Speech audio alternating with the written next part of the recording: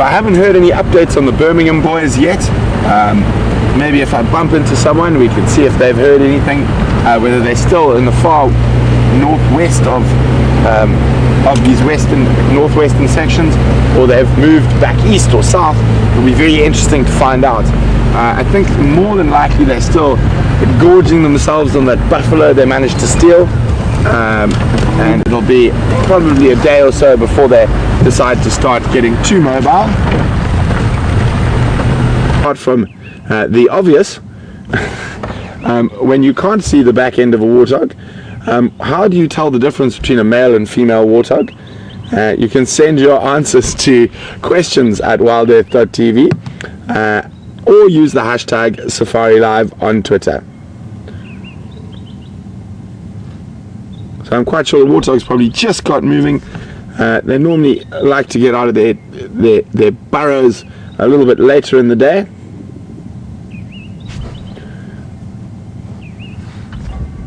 Oh, looks like he's decided we're not too much of a threat. He's going to start feeding. So we're just going to stay here for a little bit. Hopefully he relaxes down, and then I'll try and move a little bit closer. But for now, I want him to get used to the sound of us being close to him, so we don't disturb him. And then maybe once he's got used to that, we can maybe move a little bit closer.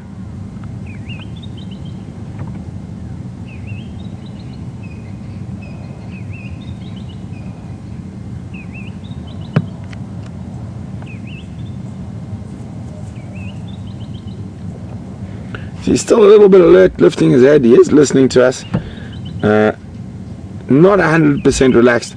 It is has been quite windy this morning, so he might still be a little bit nervous.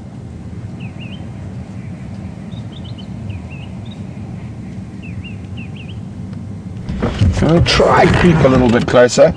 He might run, unfortunately.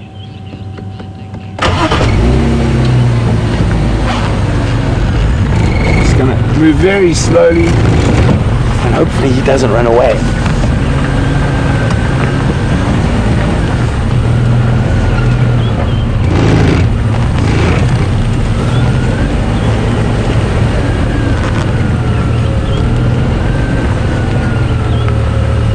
Let's see if we can find a gap for Jeandre through the bush. Unfortunately, he's behind some bushes, but we can see his rear end.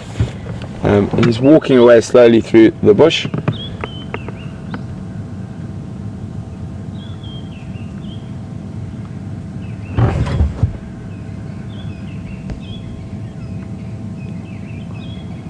So fortunately we haven't disturbed him too much. He hasn't run off, he hasn't put his tail up, and which warthog quite do when they're often do when they're disturbed, and that is their little following mechanism. But we're not going to keep following him. Let him enjoy his morning, and hopefully for his sake he doesn't run into a leopard.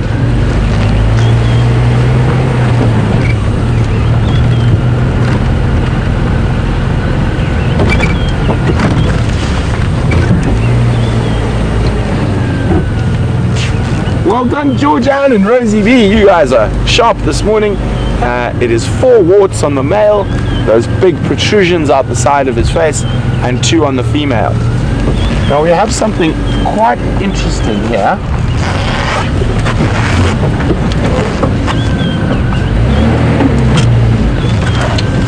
And we have been spending quite a bit of time at the hyena den, and you will notice often you don't find a lot of feces around the den. And hyenas are quite particular in their bathroom antics, and they'll use them as scent marking. And as you can see here, there's lots of white bubbles of dung everywhere. So this is a spotted hyena latrine. So apart from making sure they don't defecate around their dens, which can be a big problem, they also use it as a very important scent marking tool. So this one is quite a big one, and it's spread over both sides of the road, and it's spread from all the way over here,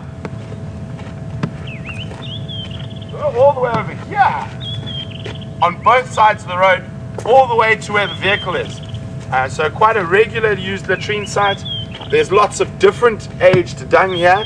I'm not going to pick any of it up, You never know what type of nasties live in predator dung. But here you can see a very nice hyena latrine site. Also on the grass and bush stalks around here, they would use that anal gland and scent mark on that. Pasting is what it's called. Far nicer than saying anal gland. So they'll paste using that anal gland to mark their territory. So quite interesting. I know this is possibly within our den sites range, and there is another hyena clan that has a den to the southwest of us. So it'd be very interesting to know whether this is a clan boundary or not, and we'll only actually know that if we saw behavior from both clans in that area at that time. So very interesting, and there's always so much we can learn about the animals we see every day, and we probably know a fraction of what is actually going on, and we just try to guess most of the time. But the nice thing about that is you can learn something new every day, and you never know when you're going to learn or what you're going to see out here.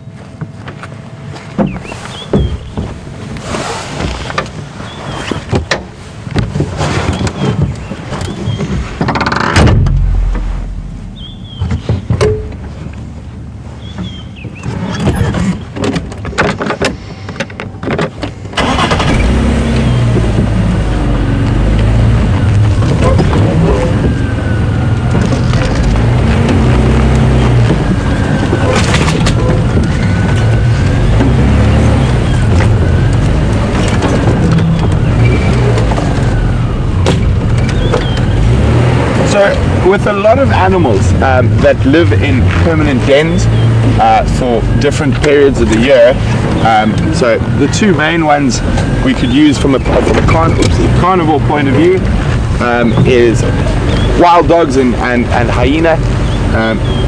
Could imagine the possibility of disease and build-up if they had to defecate around the den site constantly, and they sort of are permanently resident in those places for a few months at a time. So it makes sense, and it's probably just an evolutionary adaptation to stop sort of build up of disease and that by making them defecate away from the den. Wild dogs are not as particular as hyenas, but they will still get up and move a little distance from the den before defecating. But hyenas are seem to be very strict about that. They will have a latrine site close to the den, so maybe within 50 or 60 meters, but they won't defecate right at the den where they spend a lot of time.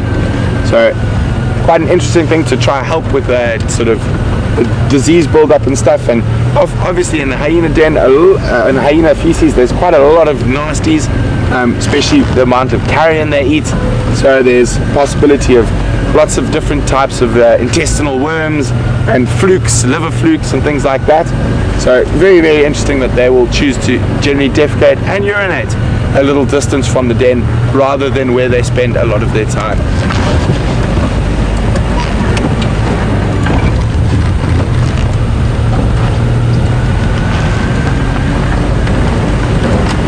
And it doesn't seem to be getting warmer this morning. Jandre has already reached for a blanket again. He started off being all tough, I think after my comment the other morning, no blanket on his legs, and now he has reached for the blanket, I've noticed. He seemed to have done that quite sneakily while I wasn't watching.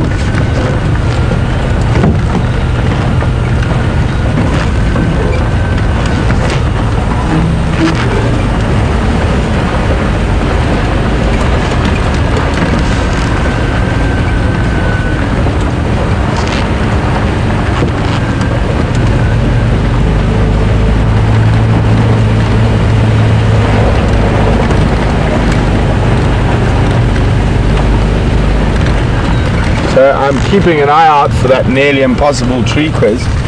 I'm trying to decide whether to try trick you with a young version of a tree you know, if I can't find a tree you might not know, or just a strange sort of growing pattern of a tree you might know.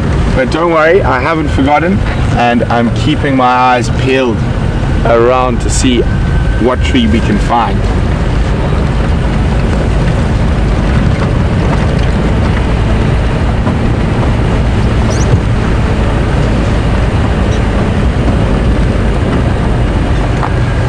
So we've just left that hyena latrine site, and you noticed a lot of the dung was white. And Katrina was wondering, does it come out white or does it change color over time? So Katrina, when it comes out, it's very sort of greeny, grey and smelly, and it does change color over time. And the reason it does eventually turn white is because of the very high calcium content. Ooh, sorry, I think I see a track that is in their dung.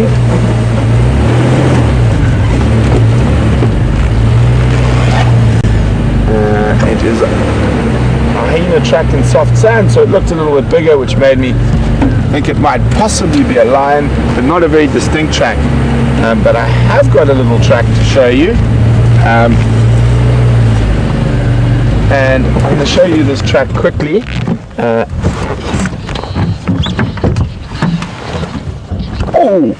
But before we do that, just in case it disappears, speaking of calcium, we're off to an animal finding calcium in a different way, and we'll be back with this track or other tracks a little later.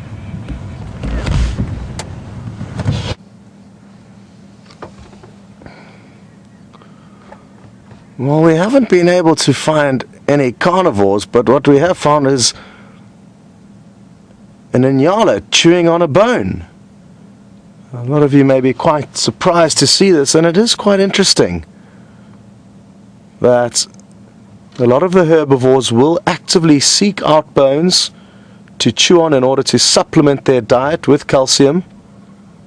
And unlike the hyena, whose bone-crunching jaws can quite easily crush through the bones, this Inyala is having a harder time getting what it wants.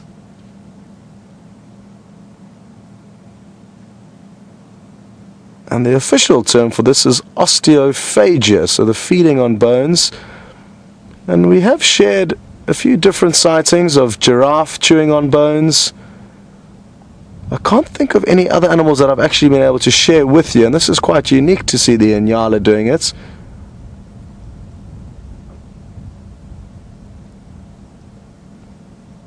And I think James may have on one occurrence had an impala doing the same thing. And at this time of the year, when it is very dry, a lot of the herbivores will not be getting as much nutrients and minerals from the drying vegetation as they would like, and hence this strange behavior.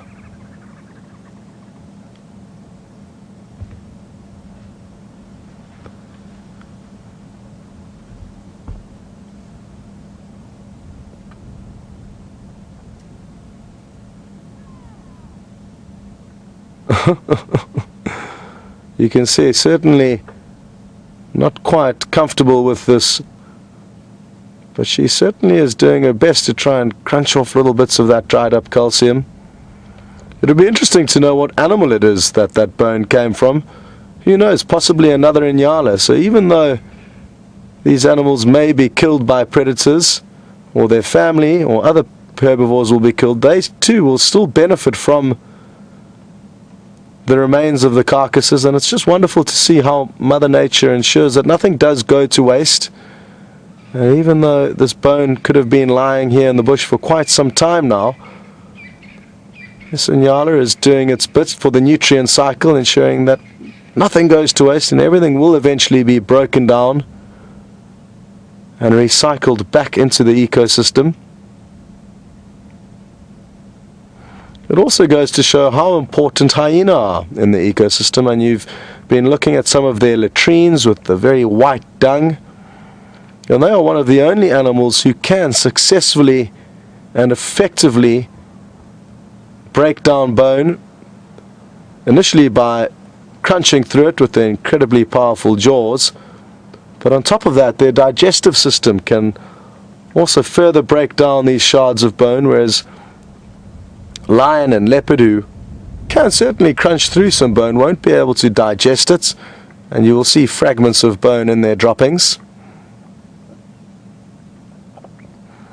So if it wasn't for the hyena, there would be carcasses littered all over the bushveld, and then that important link in the nutrient cycle would be lost, and there would be a lot of waste, you could say. So even the hyena, who often get painted in a bad light for stealing kills, do provide and fill this very important niche that the Inyala is helping out with this morning.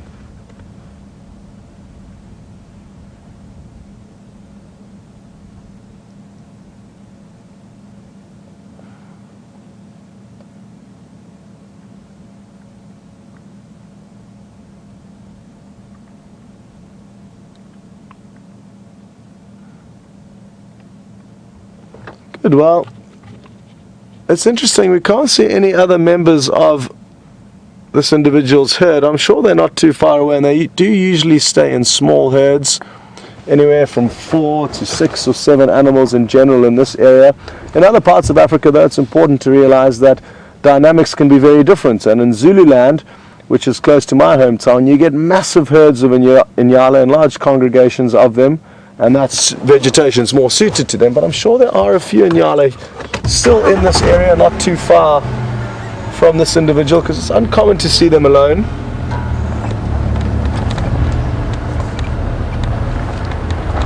Well, glad we got to share that. That's something interesting, and that's the great thing about being on safari. You always get surprised by these unique sightings. And the more time we spend out here, the luckier we get, basically. We're not too far from the Buffelshoek waterhole. I know, I think you may have been there with Brent already. But things change, and who knows what will be there now. What we've decided to do is, because we've had no luck in the immediate area of where we lost the male leopard tracks we've been following, we're going to do a much bigger loop around now, still in the same general direction, but we're going to extend the search somewhat.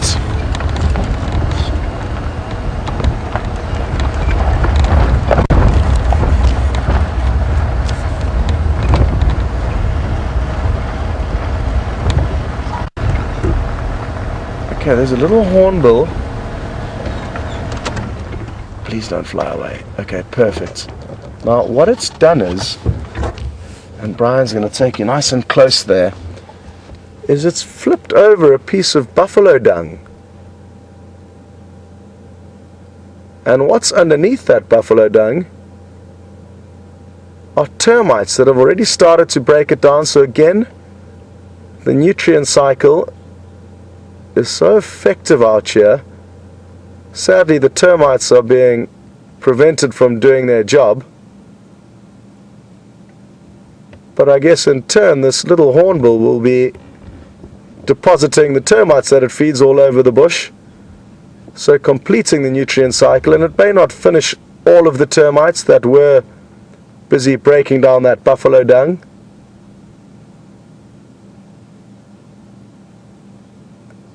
And this new little camera does come with its hardships, but the zoom really is enjoyable, and I think you may even be able to see some of the little termites on that dropping. I love watching the hornbills. They've got big beaks, but they're so accurate. And what it's doing is it's picking up each individual termite, tossing it into the air and kind of back into its mouth.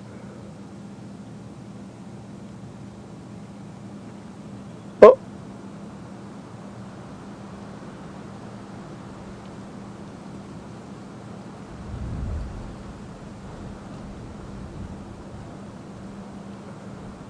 Well, I'm glad I don't have to dig through buffalo dung for my breakfast, but it seems to be having a great time here.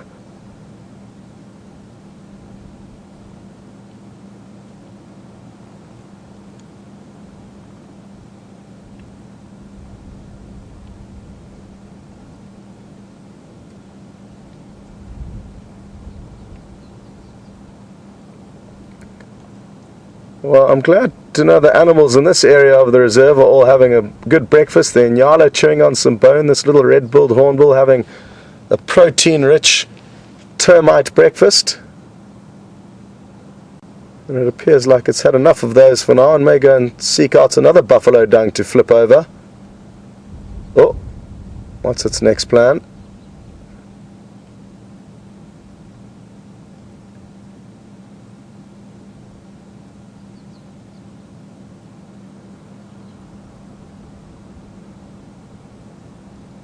There's a very large pile of dung to its right. It'll be interesting to see what he does with that. When I say he, I mean he or she. Very difficult to distinguish between male and female hornbills, or at least the red-billed and the yellow-billed.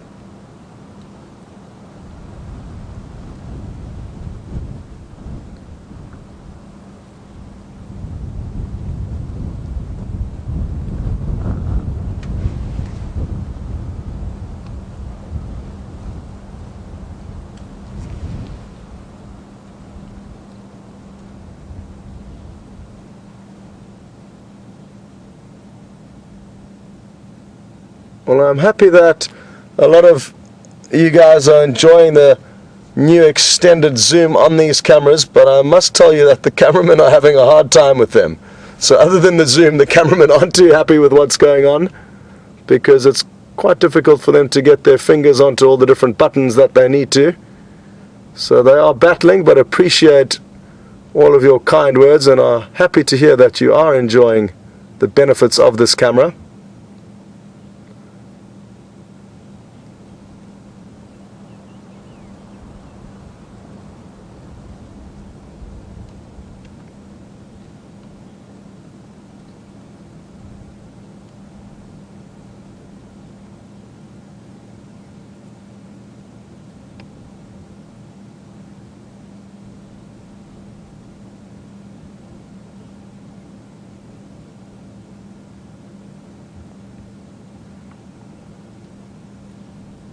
I wonder if it's going to return to that initial little pile of buffalo dung and flip it over again in the hope that more termites may have revealed themselves. It looks like it may be.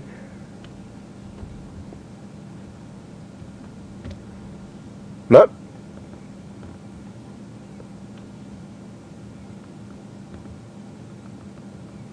I love the way they waddle around and hop around. They're such comical little birds.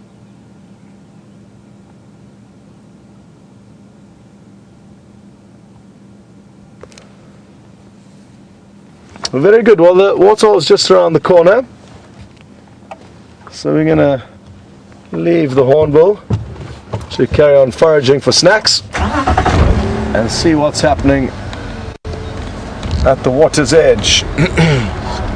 Well, before we do that, we've got the cousin who's just arrived, the yellow-billed hornbill, so we may as well show you right now. You'll be able to get a good idea of the difference in the two birds.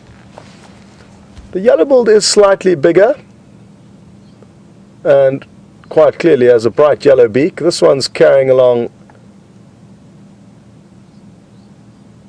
a leaf on its stomach, which is interesting to see.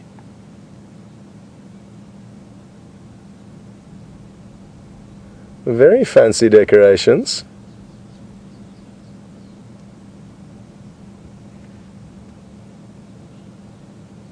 And it too now, it's a flattened buffalo dung that it's busy rummaging through, but there could well be some termite action there.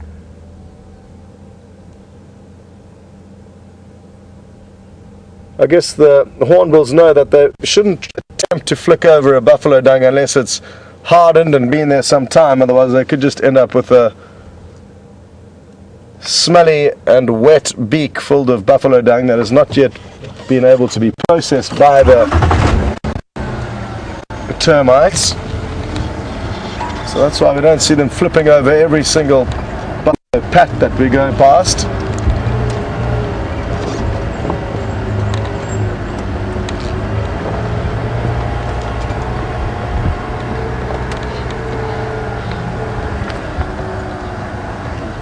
Some Egyptian geese just flew past that you may have been able to hear. I'm not sure if you can see them. The one problem with the new cameras is that it doesn't feed to a monitor, so I've got no idea of the shot that you're actually getting, which makes it a little bit tricky for us. But what's not going to be tricky is showing you three male impala who've just arrived for a drink. So let's just get into position quickly and let Brian do his business for you. They've just arrived, so our timing's good. They're going to be quite nervous in this windy weather, and the wind combined with the fact that they are in a high danger zone where they know they could be ambushed by a predator, they're going to be very cautious as they drink. So it's going to be interesting to watch this. You may be able to see a small black and white bird along the water's edge following them. That's an African pied wagtail, and you may notice it wagging its tail furiously every now and then.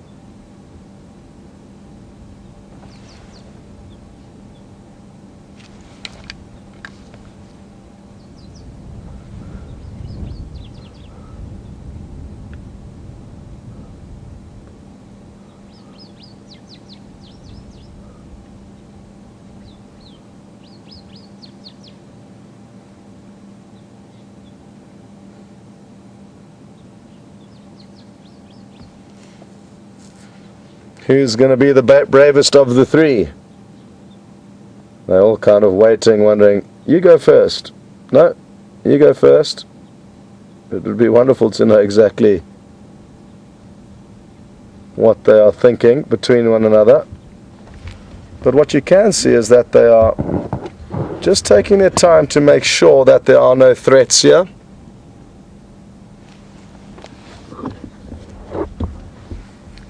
Yesterday afternoon, Karula was seen drinking here. Sadly, we were not in the right place at the right time, and she, from here, headed straight north into Buffelshoek, so there was no time for us to join that sighting.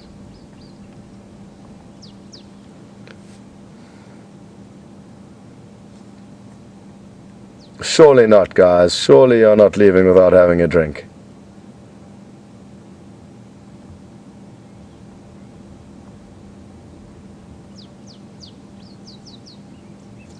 Well, it appears that they are, so maybe they've just not feeling comfortable.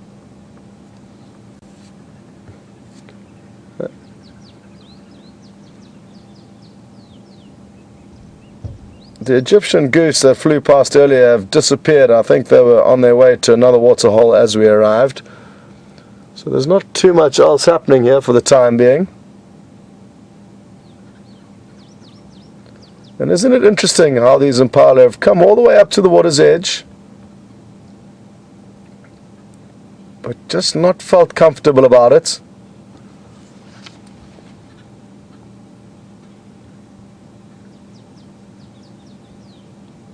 And have now changed their mind. Oh no?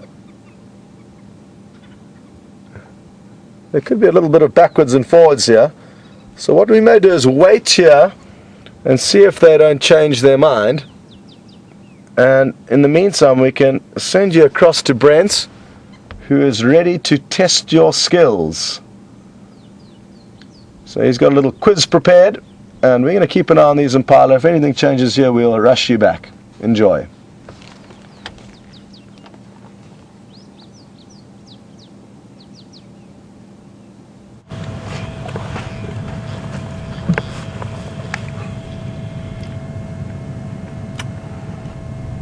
So welcome back.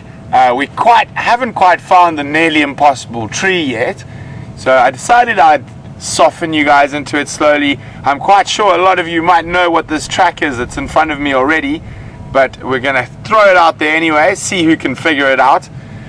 Quite a nice big track, and with this very dull light we have this morning, it's going to be quite difficult to show you any of the smaller, more intricate tracks. So if we have a look, you can see 2 feet here. We've got one toe there, another there, another there, another there, and there's the back pad here. So both of them, this is the front foot, the back foot's on top, and you can often see those 2 front toes drag in the sand when they pull. And the biggest probably giveaway, and you must remember when you're tracking, you're not only looking exactly at what you can see in the ground, you need to look around you. And there's a nice big clue up against this bush, and that's all I'm going to say. So I'm going to let you guys ponder it for a little bit.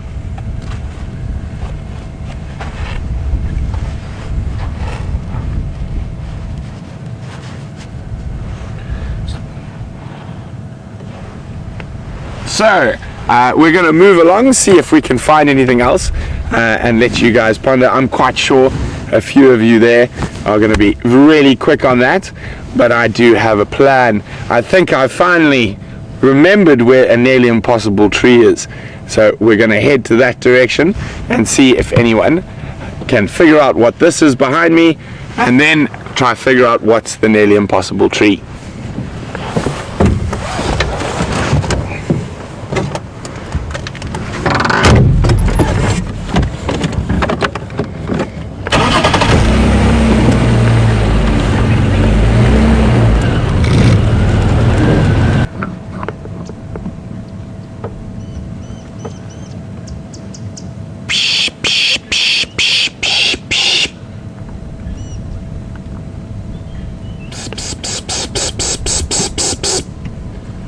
Oh dear.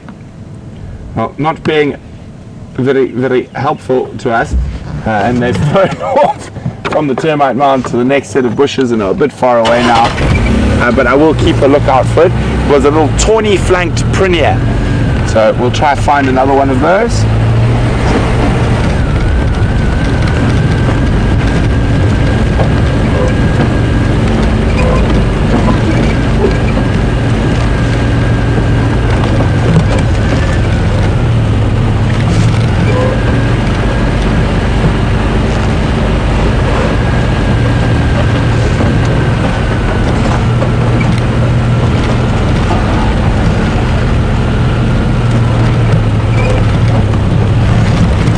So well done, guys. I knew you would be quite quick. On Twitter, Kathleen and Rosie were the first to get that track correct, and on email, Georgianne and Ron. So those of you might have just missed, we just had a look at a nice big track with a lot of defecation behind it, and it was most definitely a hippopotamus who left those tracks. So well done, guys. A lot more got it right. Those were just the fastest on the keyboards this morning.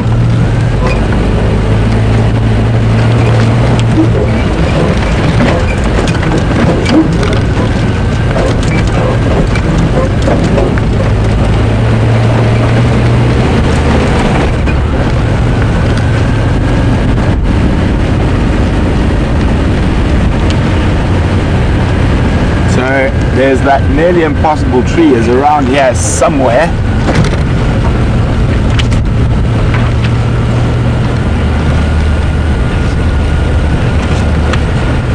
While we look for our nearly impossible tree, those impala who it's got look like they might come down for a drink.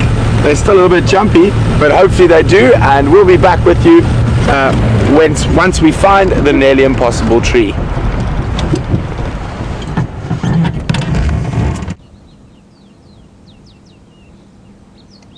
Well, these impala came back to the water's edge and now appear to be checking the perimeter of the waterhole for any threats. They certainly do want to take a drink, but they've come up onto the dam wall, I guess, to make sure there's nothing spying on them from the other side. But they certainly do want to. Oh, will this be the first one taking a gap while his friends keep an eye on him from that vantage point of the dam wall?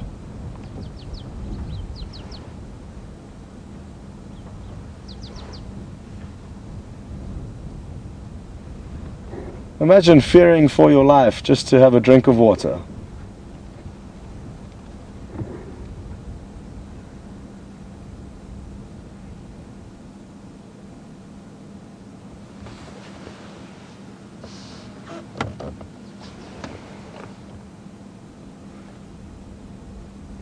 It would be wonderful to know what they can sense. Can they smell Karula's scent from yesterday? After she spent time here, possibly that's what's alarming them.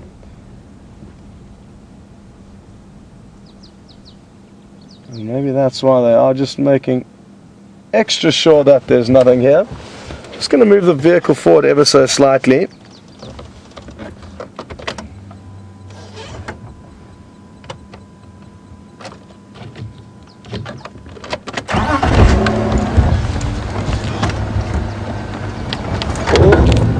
wasn't good. It just disappeared down a hole.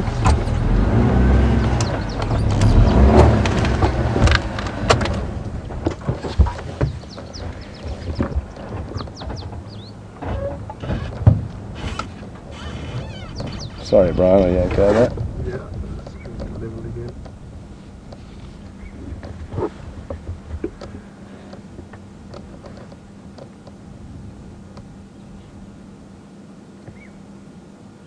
I think it could be that they can smell Karula's scent from yesterday, and that's why they are on high alert. That would be the only plausible explanation that I can come up with, because it is very open where they are, so they should feel confident. And is the first one going to take a sip? Will we finally see them?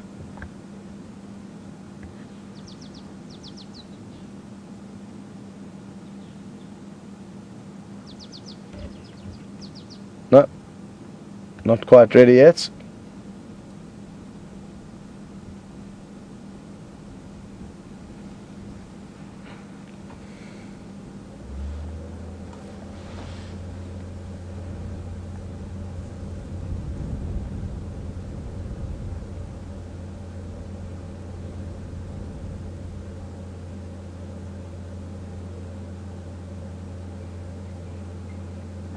See, smell and hear, especially for the nocturnal predators that have got good night vision. That would be something really interesting to know. But then also to be able to feel what it's like to move as quick as they can. We'll have the strength of an elephant to be able to push over trees if you desire. It's something that I always wonder about, especially in situations like this when you can see them. They're very, very intently listening, looking, smelling, making sure there's no threats. But what is it that they can smell, and what can they see and hear?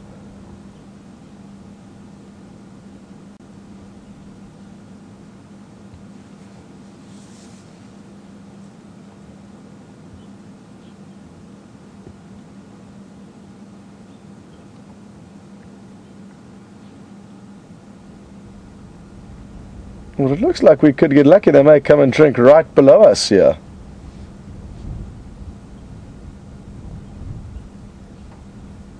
But they are just so cautious at the moment. And I have already said it once, but I must say it again. The wind will really make a lot of the herbivores much more nervous than normal. It will affect not only their smell and hearing, but also their sight. If a predator's moving through vegetation that's gently blowing in the wind, its approach won't be that easy to see. Whereas if everything's dead still, it would be easy to see something moving through the grass. The fact that they cannot hear anything creeping up on them as well, due to the ambient noise from the rustling leaves and grasses, will make them very nervous.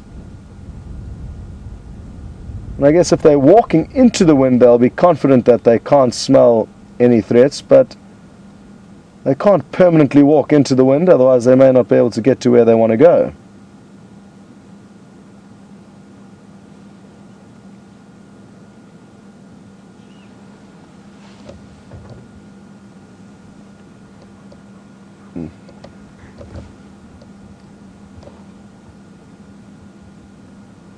Who knows, possibly there is a leopard nearby, and it's not that they can smell Karula from yesterday, but they can smell a leopard from today.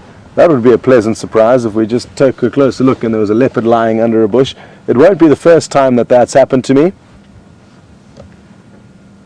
But I think we're going to leave these impala. We may be contributing to their nervousness.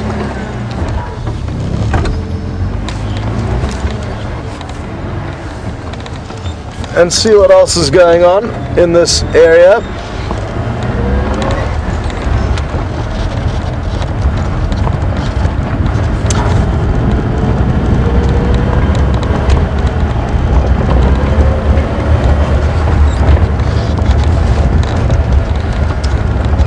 Now, done to all of you who got Brent's quiz correct.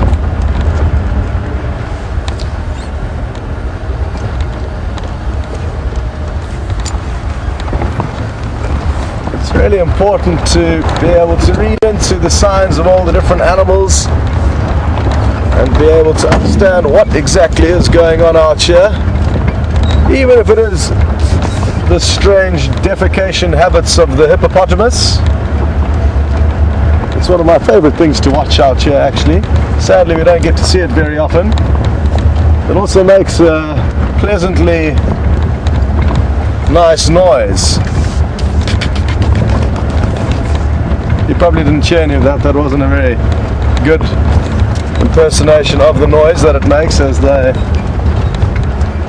disperse their dung with their short stubby tail.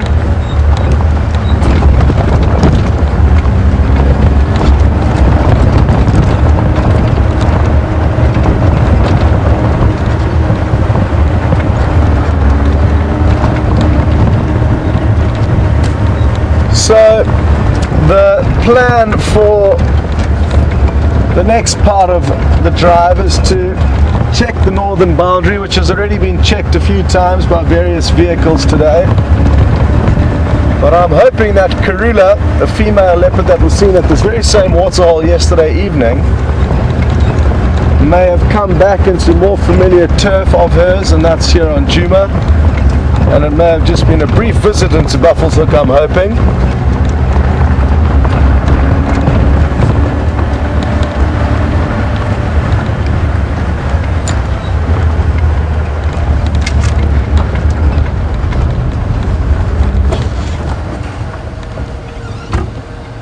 Oh, well, there was a kudu, but it's disappeared into some bush.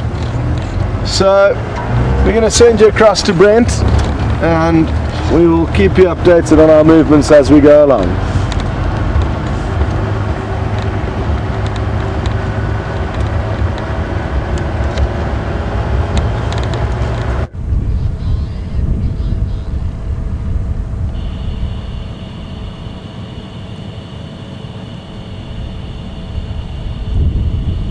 Hello and welcome to the nearly impossible tree quiz. So we have found a nearly impossible tree, and it is this tree behind me. I'm pretty sure I think I've got you all stumped this time. As you can see, it is a small bush. It doesn't really get much bigger than this. It can get up to about 3 meters, and I think I'm going to have to give you some clues to help you get this. So if we look carefully in on a branch over here, we can see there are spines. So spines are modified branches, they're not thorns. And that is probably one of the biggest clues about this bush. It is a member of the currant family, and that's about all the clues I'm going to give you. I'm going to bring a branch a bit closer that you can have a look.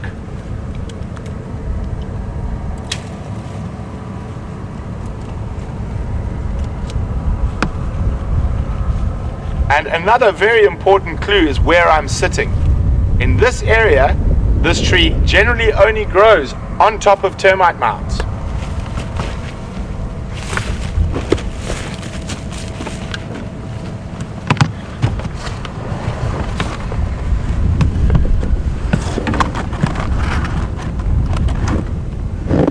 Well, Murphy's Law.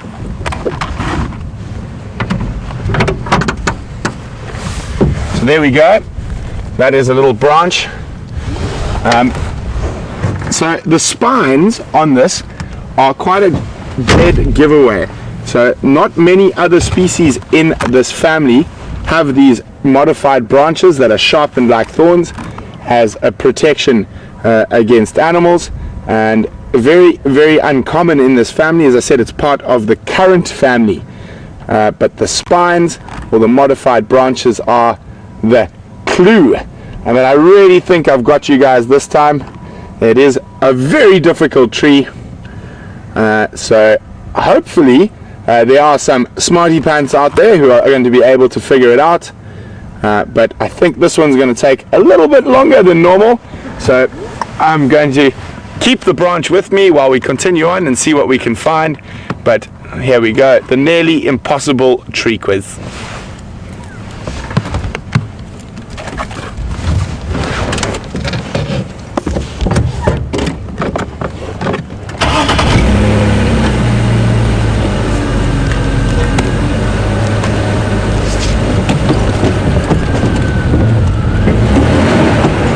Well done, Hall. Yeah.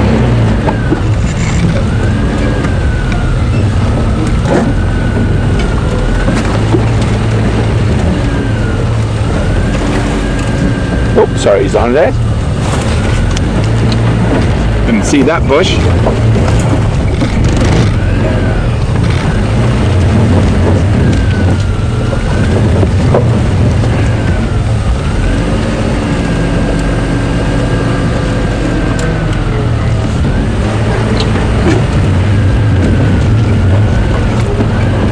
So off we go. Unfortunately, there have been no tracks and no updates since we've been on Arethusa. We're still going to continue to check, and hopefully we do find some animals that have a heartbeat, but we will continue on. But it is still awesome to be out here on a daily basis and out in the bush, and there's always something new to see and new to learn.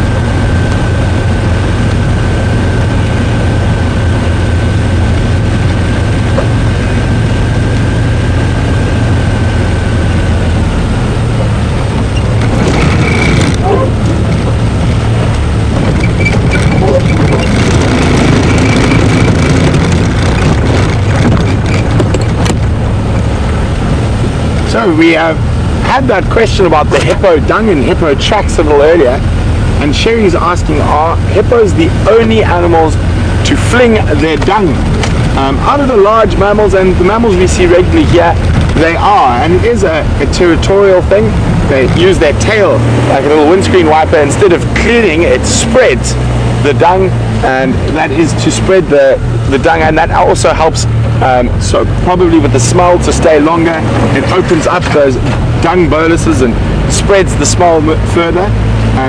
Hippos are quite strange with their territorial behavior. Far more territorial in the water, and they have sort of male hippos have grazing territories that actually they're narrower close to the water, and they spread out away from the water, and as they get further from the water, the territories obviously become less defined, but close to the water sources where those dominant bulls live, those territories are defended vigorously. So quite interesting, and a slightly different sort of territorial pattern to what most animals have.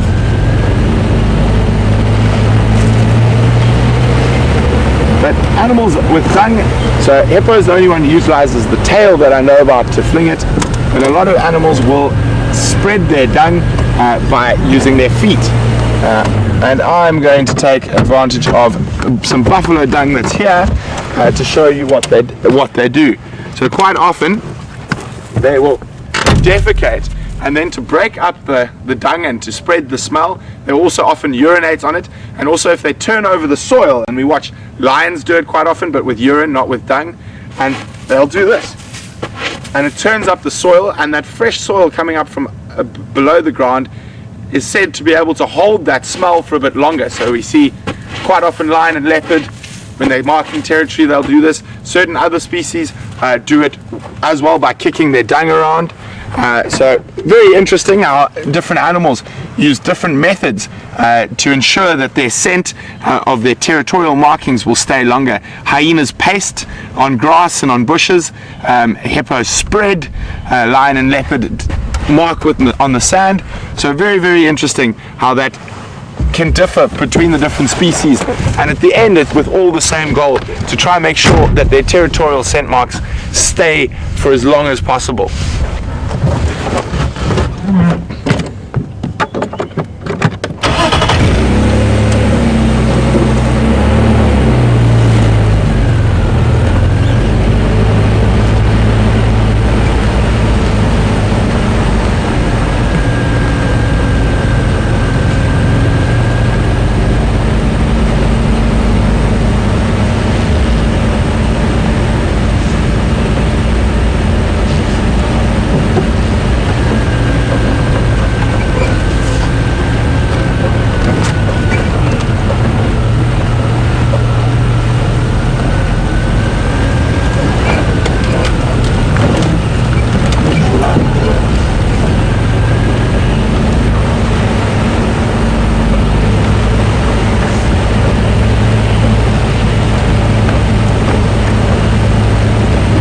So we've had quite a few answers in, and as I think I might have caught you guys out finally. Normally I think definitely got them, they're not going to know this tree, and you guys always seem to prove me wrong.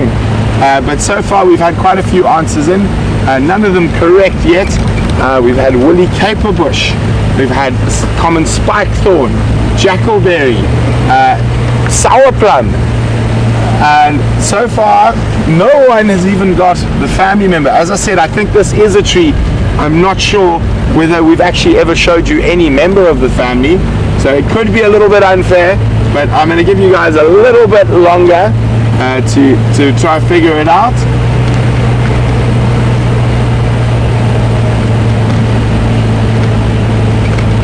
So we've also got a canberra tree and a mustard bush, also still not there, not even in the right family.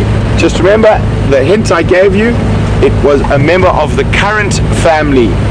The current family, that is the big clue that'll start letting you look in the right direction. And remember those modified branches or spines, that is another big clue that comes to identifying this particular tree.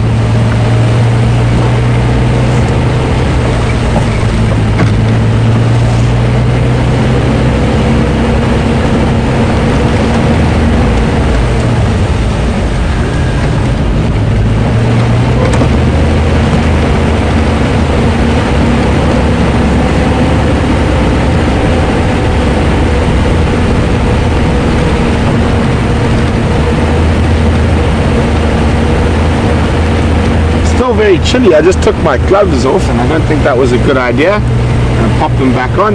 I think the temperature seems to have raised much since we got moving much earlier on the safari.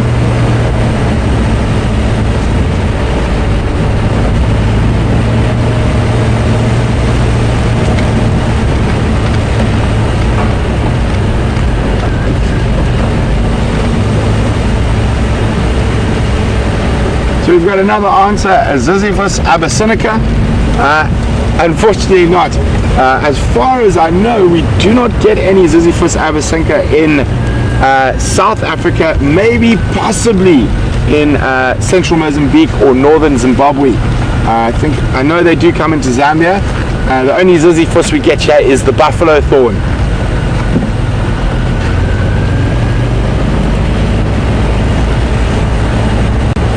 So just to give you another quick look at the branch.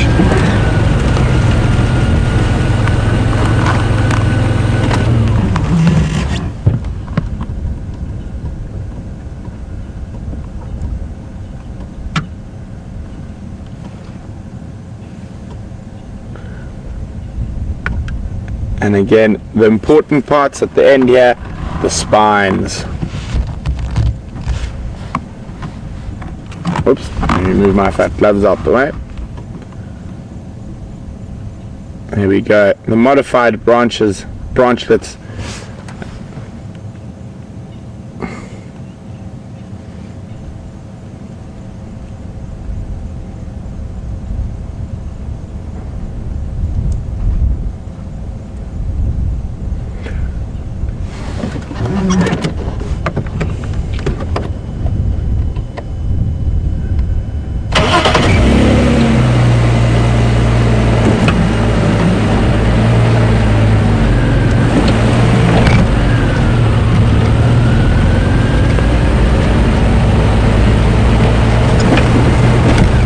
So apparently Steph might have showed you this bush before, but it doesn't seem like anyone can remember. So I'll give you a little bit longer before I put you out of your misery and let you know what it is.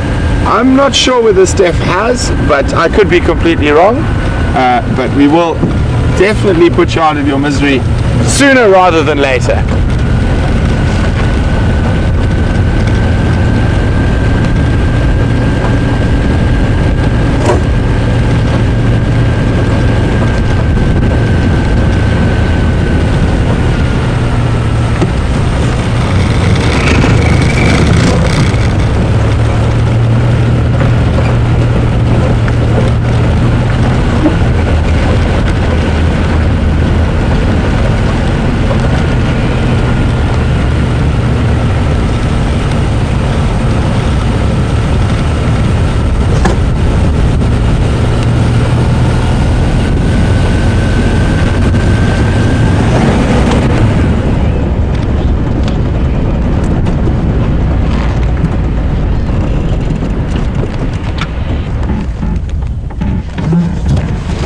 So we've got a few more answers in. Is it a form of a turkey berry? And I'm not sure how to pronounce it. Wangwa berry. It's neither of those. So I think it's time to put you out of your misery. It is a very interesting bush or small tree. It can get up to about 3 meters. And the common name for it is a thorny karee or a spiny rhus, and the Latin name is Rhus gwenzii, and it is a thorny karee or a spiny rhus is the common name, and quite an interesting tree. In this area they only seem to grow on the top of oh, just hang on, I think someone has got it right. But I'll carry on chatting. They only seem to grow on top of termite mounds in this area, and they're used in traditional medicine for eye problems like styes and infections in the eye, and various different methods are used. That you can take peelings of the bark and on the roots, and you boil it, and then your eye is washed with that.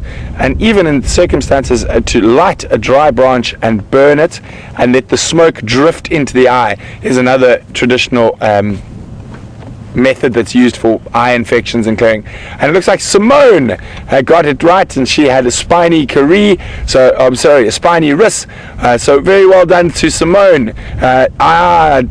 So one person managed to get it. I need to find another tree now, a thorny karee or a spiny rhus. So I thought I had you guys, but it seems like there is one smarty pants out there. So really well done, Simone. I really thought I had you guys this time. So I'm going to have to work a bit harder at the nearly impossible tree quiz. So very well done. We're going to continue on. At the moment we're parked next to a place that will be quite important to a few of us later on today. It is known as Knobthorne Open Area, and it is also our touch rugby field, which occasionally our games get interrupted by animals. And the last time we played here, we had a very confused wildebeest bull who ran and going as we ran around chasing the balls. So while we continue on and see what else we can find, we're going to back across to Scotty, and he can let you know what he's been up to for the last little while.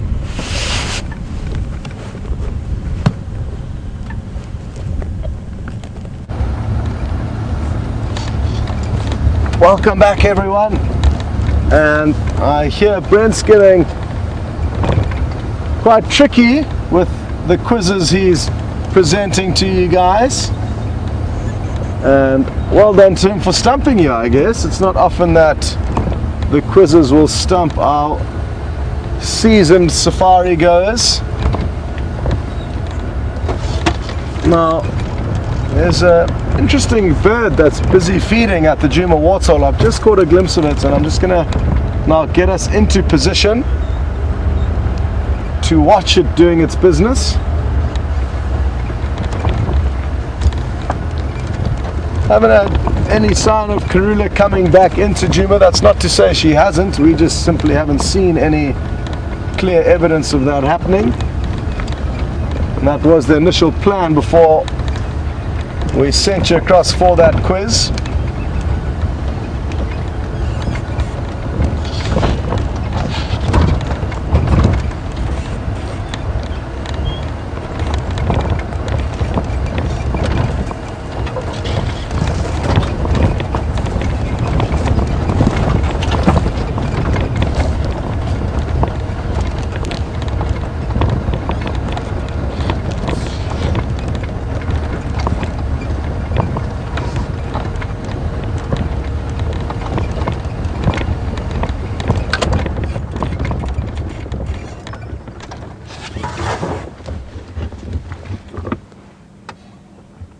Oh, well, it wasn't what I thought it was. But there are two little birds feeding there. I initially thought the white one was a spoonbill from a distance, but it is in fact an egret, and they're quite difficult to distinguish, and I've actually forgotten which one's this. And I'm just going to take a second or two to make sure I know which one it is.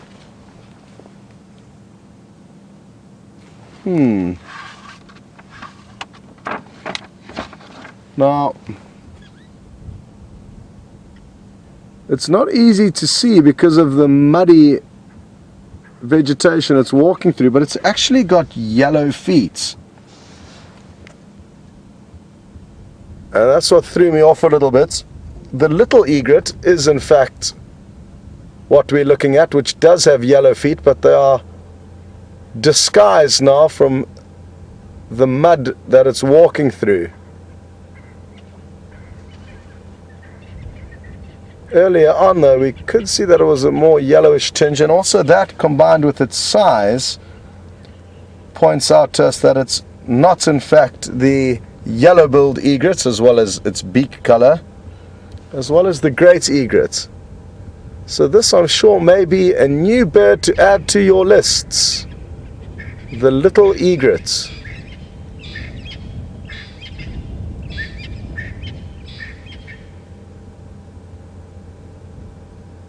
And it will hunt a lot of aquatic animals, insects, small fish, frogs. And you'll see how it's using its toes to try and shovel up any potential prey. I find it fascinating how birds can hunt in such murky water, and it's testament to how well they have adapted to their specific hunting niche.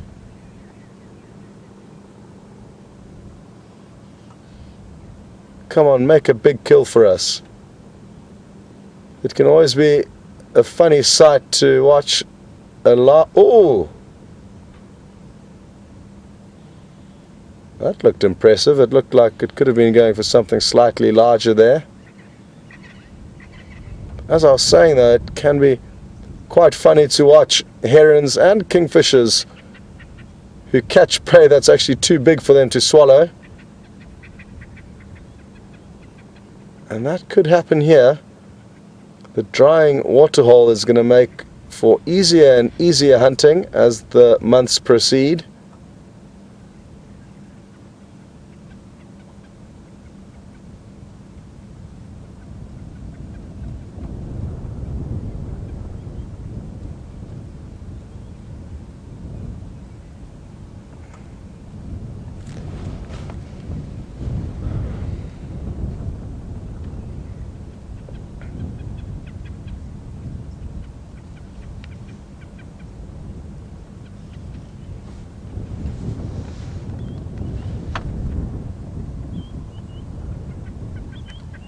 Because I'm not sure what Brian's filming, it's difficult to work out what's going on exactly, but now that the little egret has flown off, we can head on back to the hammerkop, which is still feeding, also using its feet in a similar fashion to the little egret, trying to sift out any potential prey with its toes.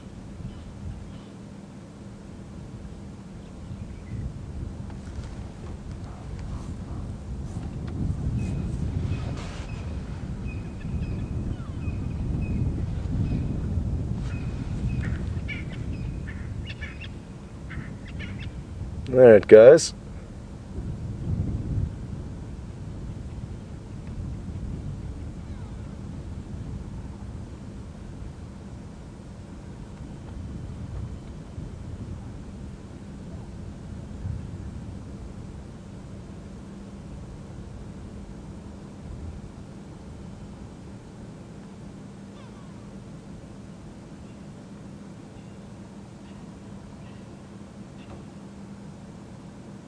We had a great sighting a few months back in the summer months of a hammerkop catching tiny little catfish at Treehouse Waterhole that some of you may remember.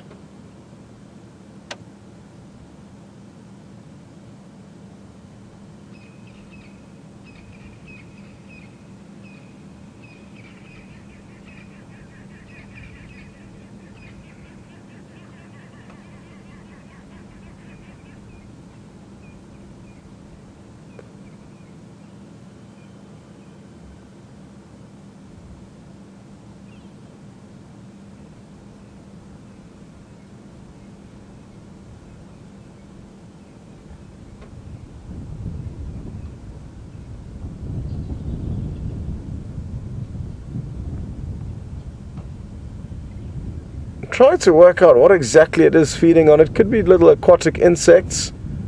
Whatever they are, they seem very small.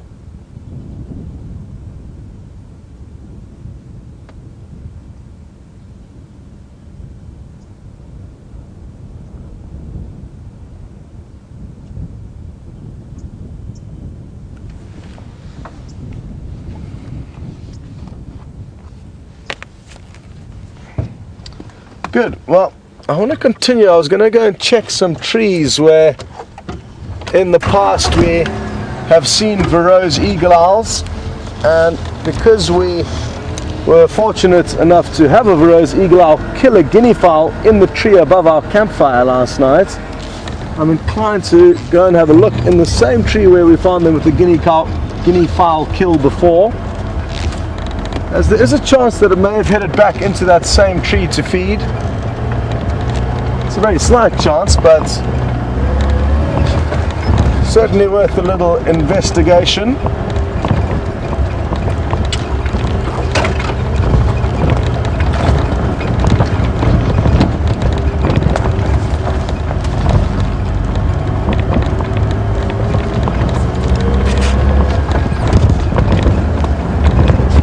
Not too far away from there, so we should be able to get there in the next couple of minutes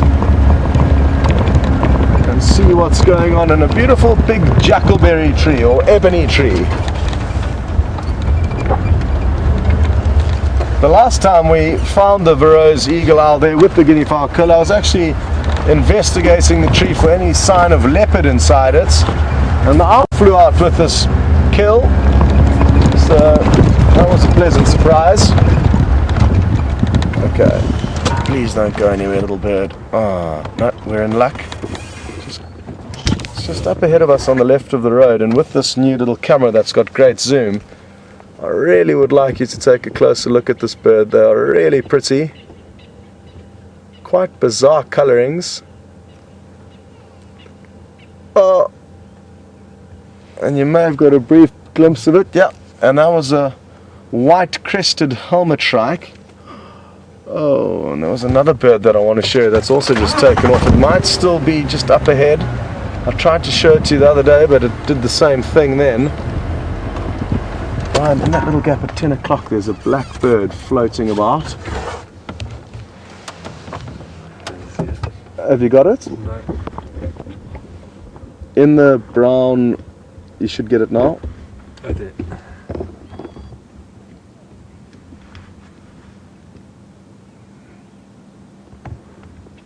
Now it looks similar to a bird with a red beak called a green woodhoopoo,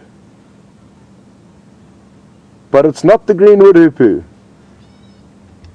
And when it turns its body, you may get a slightly better view. It's got quite a long curved bill.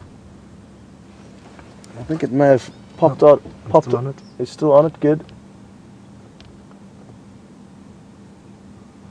Now, because we don't see this bird very often, I would like you to try and tell us what it was, and if any of you are aware of that bird, I'll be impressed, because I don't think I've managed to show you one before.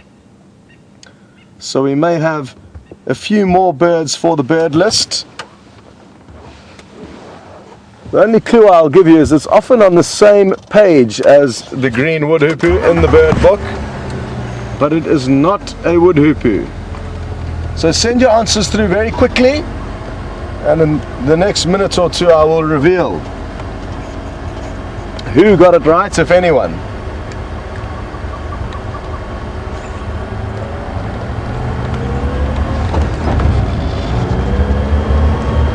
And that little white bird, just to clarify earlier, was the white-crested helmet shrike. I know a lot of you are working on your bird lists, and I'm sure the little egret is going to be an additive for a lot of you that we saw earlier, and possibly that little black bird that we've just seen now.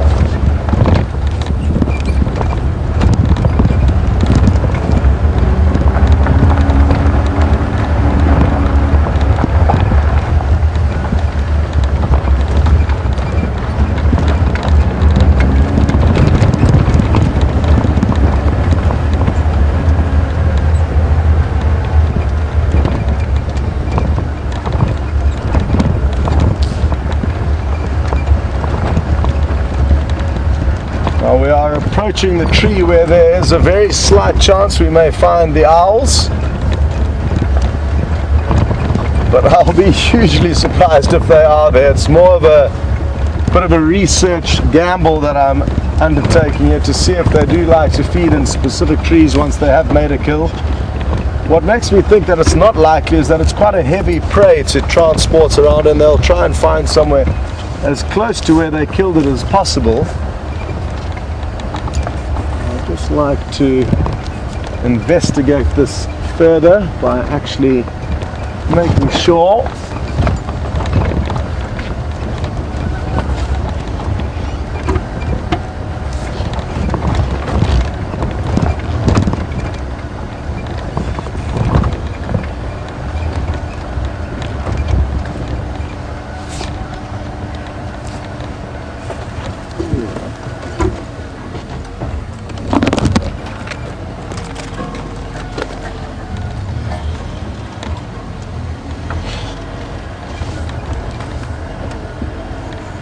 Well done, Georgian in Illinois. The common scimitable is the correct answer for that little blackbird that we've just seen. This tree on our left is where we last saw Varro's eagle owl with the guinea fowl kill. But I'm not surprised to see they are not here with their most recent one that they made last night. And I'm just going to page across to the common scimitable quickly on my book to show you that, once Brian's allowed you to make sure and double check that we haven't in fact missed the owls in the tree. Beautiful big jackalberry tree.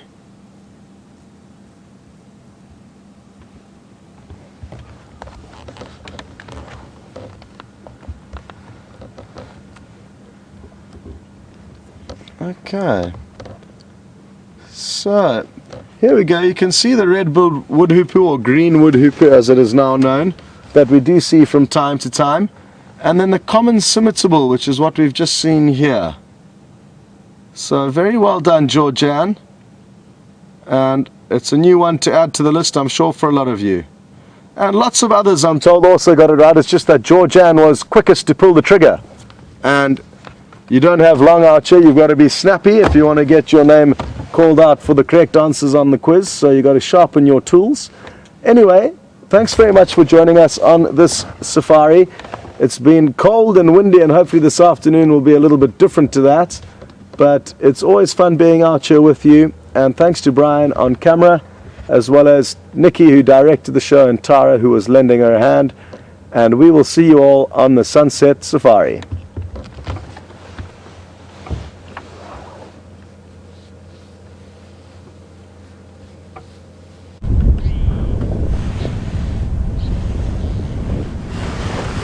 Welcome back everyone, and we are sitting with the flock of guinea fowl that probably had one of their group taken by that Verreaux's eagle owl last night. I know Scott was trying to look for the remnants of that kill, so this group of guinea fowl are one short this morning, but what an amazing sunrise safari it's been. We were very lucky to start off. Oh, look at that. Sorry, quickly before we disappear, I'm going to start saying my goodbyes, but there's a nice big group of giraffe making their way towards us.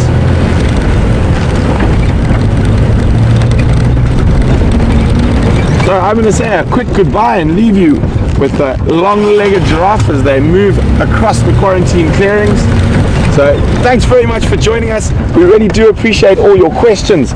And there we go, off to the giraffe. I'm going to keep talking while we look at the giraffe. I'm far sure you would rather see the giraffe than me.